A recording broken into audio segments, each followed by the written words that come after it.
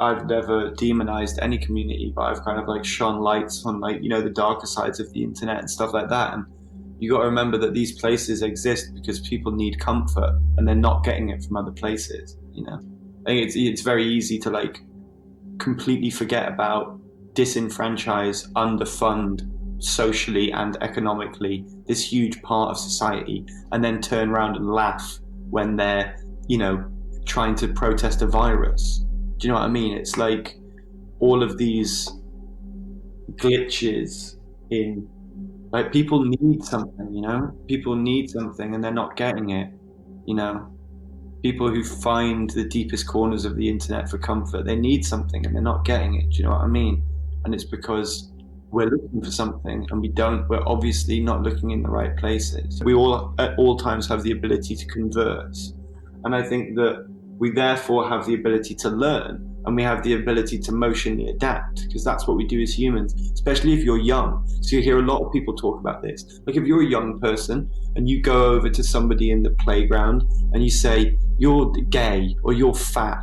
Now, if you go over to them and you say, you're fat, to this kid, and then the kid goes, oh, and looks like really upset, then that kid, the other kid will go, oh, that wasn't nice, I'm not going to do that again. If the first time a kid does that is on a YouTube forum, and they on a YouTube comment, and they don't have any like negative response in real time, do you know what I mean? Like that's where it can get dangerous, because it's not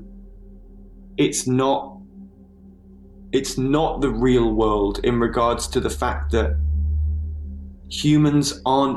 most humans aren't naturally confrontational in real life, just biologically. Like it's not, most people who go around throwing their weight online normally aren't people who could just go out into the world and just talk shit, because you are a physical being with physical abilities up against other physical beings. And it's like there is an element of,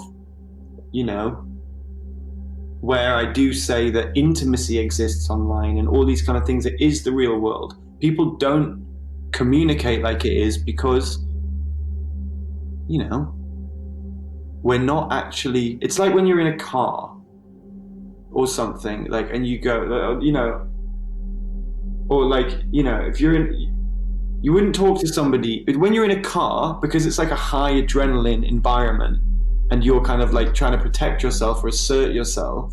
Like you'll go like fuck you to somebody out the window. But if you were like in an elevator and somebody got in and they annoyed you, you can go fuck you in their face. You just wouldn't do it. Like, and it's a similar kind of thing. Like online creates this, it is a mirror to reality, but then if we reflect our conduct online to our conduct in real life, that's actually not reflective.